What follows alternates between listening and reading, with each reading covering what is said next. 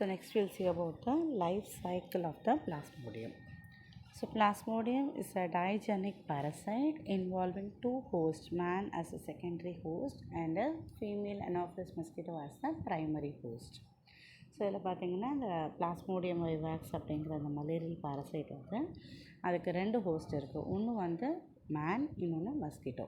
Okay, so man பார்த்திங்கன்னா அவனுக்கு வந்து மேனோட பாடியில் லிவரில் போய் இந்த மஸ்கிட்டோட ப்ரீடிங், அதாவது அதோட ரீப்ரொடக்ஷன் நடந்து அதோட மல்டிப்ளிகேஷன் நடந்து நமக்கு அந்த மலேரியா அப்படிங்கிற அந்த டிசீஸை காஸ் பண்ணுது. அதே வந்து ஒரு ஃபீமேல் மஸ்கிட்டோட பாடிக்குள்ளே போய் அது அதோட ரீப்ரொடக்டிவ் ஸ்டேஜை வந்து கண்டினியூ பண்ணுது.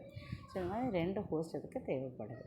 So the life cycle of the plasmodium includes 3 phases, that is schizogony,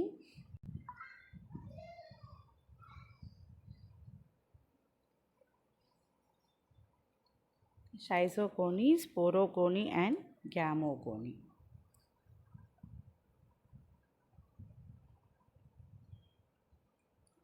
so first பார்த்திங்கன்னா பேரசைட் வந்து என்ன பண்ணும் அப்படின்னா, it will enter into the man. So நம்மளோட ஸ்கின், இதுதான் நம்ம ஸ்கின்னு, நம்மளோட ஸ்கின்னில் வந்து மஸ்கிட்டோ பைட் பண்ணும்போது அதோட சலிவரி கிளான்ஸ் வழியாக வரக்கூடிய இந்த sporozoites will enter into our body. So நம்மளை வந்து ஒரு மஸ்கிட்டோ கடிக்கும்போது என்னாகும், அதோட சலிவரி கிளான்ஸில் இருக்கக்கூடிய இந்த ஸ்போரோசாய்ட்ஸ் எல்லாம் நம்ம பாடிக்குள்ளே என்டர் ஆகி, என்டர் ஆனதும் அது என்ன பண்ணும், த்ரூ த பிளட் அது வந்து என்ன பண்ணும், it will go and reach the liver. ஓகேவா? So as it feeds the mosquito injects saliva containing the sporozoite. So அது உள்ளே வரும்போது என்னவா வருது, it enters as a sporozoite. ஓகேவா? So it enters as a sporozoite. So enters as a sporozoite, and these sporozoites within the bloodstream immediately enters into the hepatic cells. They enter into the liver. Okay, நம்ம லிவருக்குள்ளே entry ஆகிடும். Further, the liver they undergo multiple asexual fission, that is schizogony. So லிவருக்குள்ளே வந்ததுக்கு அப்புறமா இது என்ன பண்ணும், it will undergo the reproduction, and that reproductive type is called as the schizogony.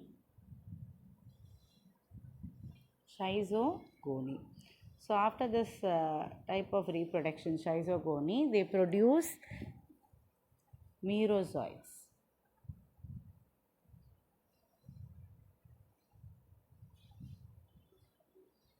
So after they enter into the liver, they undergo the process of asexual reproduction, and they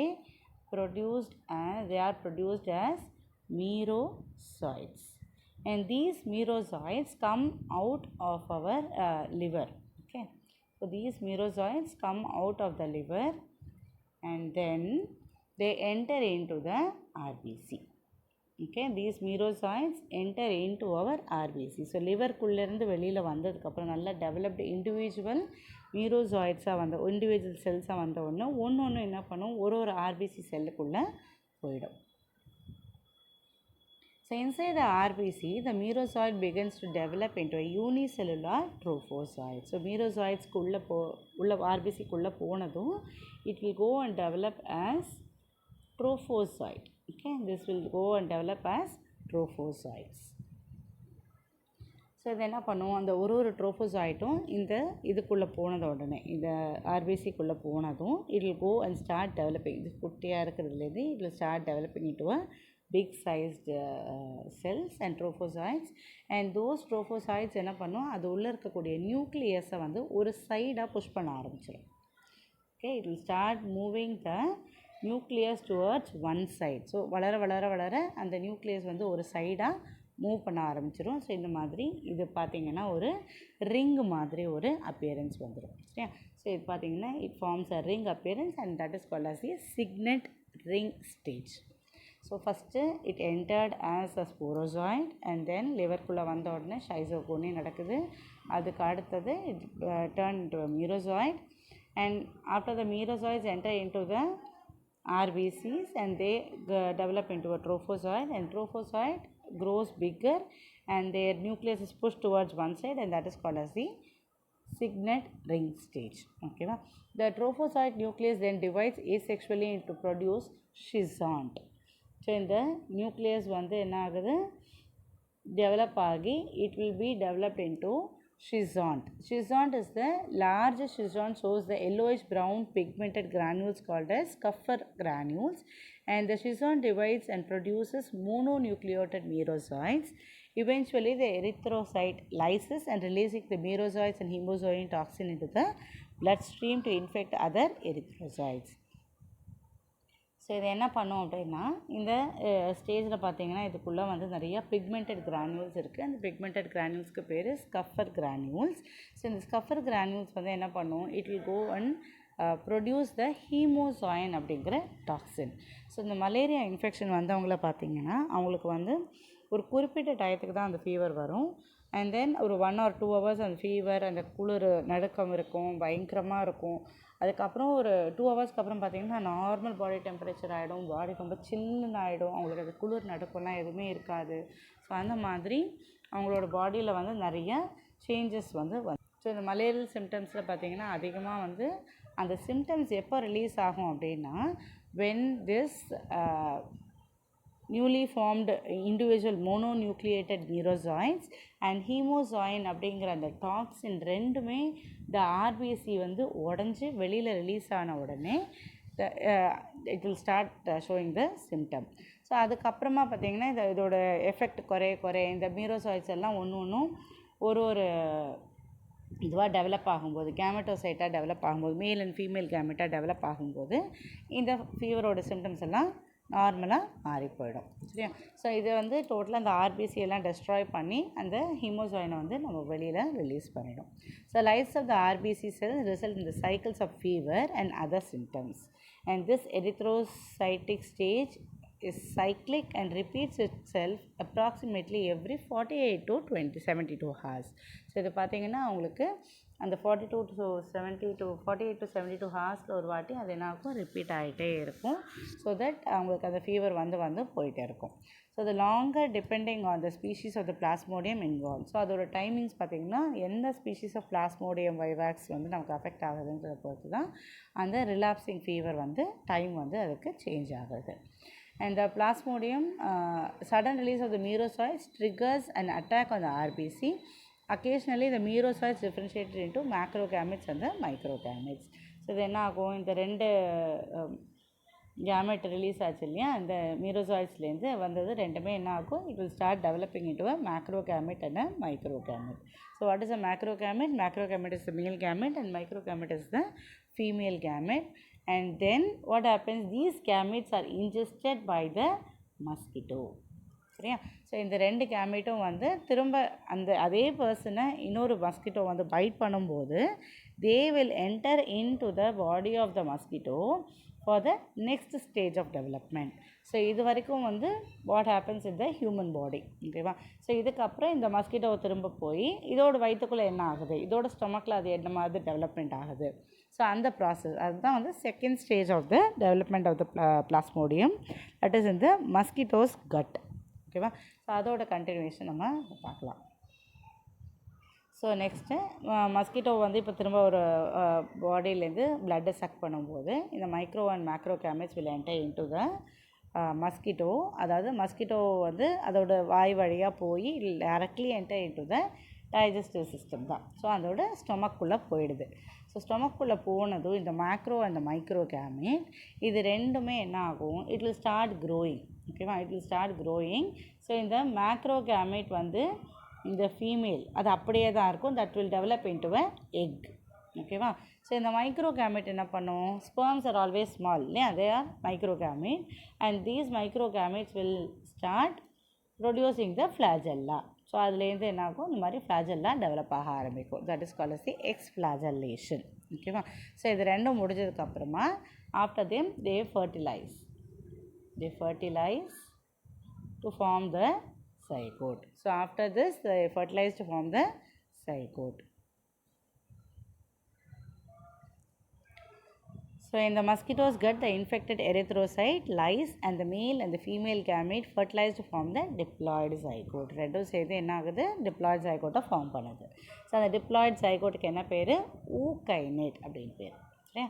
So when it enters into the mosquito's gut, micro and the macro gamete, they fertilize and form the zygote, and the zygote is called as the ookinete.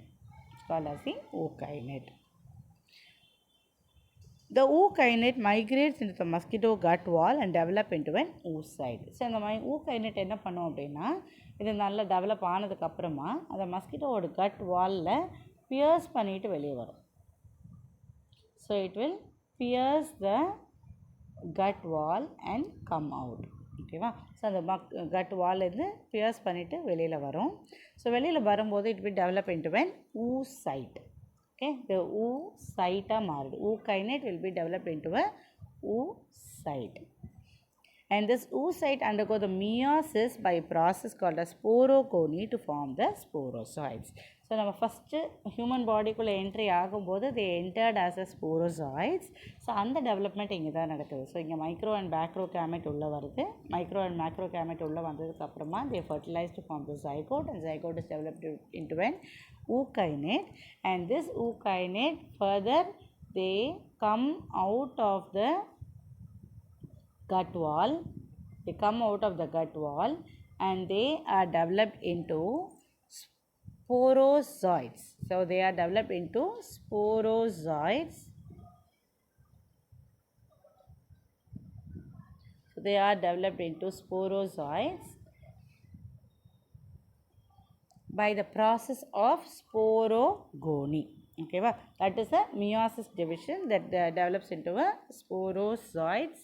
And these sporozoites will migrate to the salivary glands of the mosquito. So இது என்ன பண்ணும், இங்கேருந்து கட்வால்லேருந்து ஸ்போரோசாய்ட்ஸாக produce ஆனது அது அப்படியே அந்த oocyst என்ன ஆகுது, that will migrate towards the salivary glands of the mosquito. So மஸ்கிட்டோவோட salivary glandsகுள்ளே போனதும் then oocyst will break down and all these sporozoites will be released in the salivary glands. When again this mosquito go and bite a human being, it will ingest the sporozoites into the human body.